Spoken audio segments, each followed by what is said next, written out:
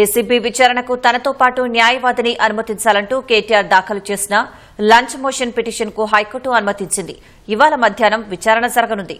మరింత సమాచారం మా ప్రతినిధి శ్రీకాంత్ ప్రత్యక్ష ప్రసారం ద్వారా అందిస్తారు. ఫార్ములా ఈ కార్ల రేసులో నమోదైన ఎఫ్ఐఆర్ లో భాగంగా ఏసీబీ అధికారులు కేటీఆర్ కు నోటీసులు జారీ చేశారు. ఈ నెల 9వ తేదీన అంటే రేపు విచారణకు హాజరు కమ్మని చెప్పి నోటీసులు జారీ చేశారు. ఇదివరకే ఓసారి నోటీసులు జారీ చేశారు. 6వ తేదీన విచారణకు రమ్మని నోటీసులు జారీ చేసిన సందర్భంలో కేటీఆర్ ఏసీబీ కార్యాలయానికి తన న్యాయవాదితో కలిసి వెళ్లారు. కానీ అక్కడ హైడ్రామా చోటు చేసుకుంది. కేటీఆర్ ను లోపలికి వెళ్లేందుకు ఏసీబీ అధికారులు అనుమతించలేదు. ఎందుకంటే అతని వెంట న్యాయవాది ఉన్నారు. న్యాయవాదిని అనుమతిస్తేనే నేను లోపలికి వస్తానని చెప్పి కూడా కేటీఆర్ ఏసీబీ అధికారులకు చెప్పారు. దీంతో ఏసీబీ అధికారులు న్యాయవాదిని అనుమతించేందుకు కూడా నిరాకరించారు. దీంతో కేటీఆర్ దాదాపు గంటకు పైగా అక్కడే ఉండి ఆ తర్వాత న్యాయవాదిని అనుమతించకపోవడంతో తన వద్ద అంటే ఏసీబీ అధికారులు ఇచ్చిన నోటీసులకు సమాధానంగా తన వద్ద తెచ్చుకున్న ఒక కాపీని అక్కడ ఉన్న ఏసీబీ అదనపు ఎస్పీకి ఇచ్చి వెనుదిరిగి వెళ్లారు. ఏసీబీ అధికారులు మరోసారి ఈ నెల 9వ తేదీన విచారణకు హాజరు కమ్మని చెప్పి కూడా నోటీసులు జారీ చేశారు. అయితే కేటీఆర్ మాత్రం తన న్యాయవాది ఉంటేనే ఏసీబీ విచారణకు వెళ్తారని కూడా చెప్పారు. దీంతో ఏసీబీ అధికారులు నిరాకరించడంతో హైకోర్టును ఆశ్రయించారు.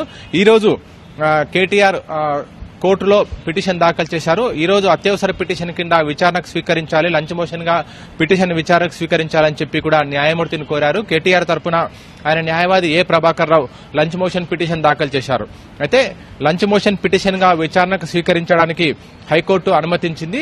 మధ్యాహ్న భోజన విరామం తర్వాత అంటే దాదాపు 2 గంటల 30 నిమిషాల సమయంలో ఈ పిటిషన్ కు సంబంధించి విచారణకు వచ్చే అవకాశం ఉంటుంది. ఈ పిటిషన్ లో ప్రధానంగా కేటీఆర్ తరపు న్యాయవాది కొన్ని అంశాలను కూడా పేర్కొన్నారు. ఏంటంటే కేటీఆర్ ఏసీబీ విచారణకు వెళ్లే సమయంలో ఎట్టి పరిస్థితుల్లోనూ న్యాయవాదిని అనుమతించాలని చెప్పి కూడా కేటీఆర్ తరపు న్యాయవాది ఆ పిటిషన్ లో పేర్కొన్నారు. ఎందుకంటే గత విచారణ సందర్భంగా కొన్ని కేసులలో కొన్ని సందర్భాల్లో పోలీసు అధికారులు కానీ ఏసీబీ అధికారులు కానీ ఇవ్వని వాంగ్మూలాన్ని కూడా ఇచ్చినట్టుగా రాసుకుంటూ దాన్ని అభియోగ పత్రంలో కూడా అంటే చేస్తున్నారని చెప్పి కూడా కోర్టులో సమర్పిస్తున్నారని చెప్పి కూడా ఈ అంశాన్ని కూడా పేర్కొన్నారు. ఇటీవల కొడంగల్ కు సంబంధించి లగచర్ల ఘటనలో పట్నం నరేందర్ రెడ్డి బీఆర్ఎస్ నాయకుడు ఆయన చెప్పని విషయాలను కూడా చెప్పారని చెప్పి వాంగ్మూలంలో పేర్కొని ఆ మేరకు కోర్టులో అభియోగపత్రం దానికి ఛార్జ్షీట్ దాఖలు చేశారు. కాబట్టి ఛార్జ్షీట్ దానివల్ల ఇబ్బందులు ఎదురయ్యాయని చెప్పి కూడా దాన్ని పరిగణలోకి తీసుకున్న కోర్టు దానికి కస్టడీ విధించిందని చెప్పి కూడా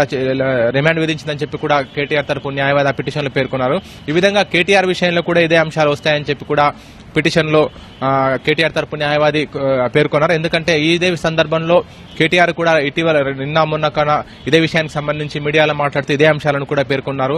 చెప్పని విషయాలను కూడా పోలీసు అధికారులు రాజకీయ నేతలు చెప్పిన విధంగా తాను ఎవరైతే బాధితులుంటాడో లేకపోతే నిందితులుంటారో వాళ్ళు చెప్పని విషయాలను కూడా వాంగ్మూలం ఇచ్చినట్టుగా కూడా పేర్కొంటున్నారని చెప్పి కూడా కేటీఆర్ పేర్కొన్నారు. కాబట్టి ఇదే అంశాలను కూడా లంచ్ మోషన్ పిటిషన్ లో ఆయన తరపు న్యాయవాది పేర్కొన్నారు. దీనికి సంబంధించి వాదన జరిగే అవకాశం ఉంటుంది. ఇప్పటికే లంచ్ మోషన్ పిటిషన్ గా విచారణకు స్వీకరించడానికి హైకోర్టు అనుమతించింది. కాబట్టి మధ్యాహ్న భోజన విరామం తర్వాత జస్టిస్ కె లక్ష్మణ్ ఈ పిటిషన్ పై విచారణ నిర్వహించనున్నారు.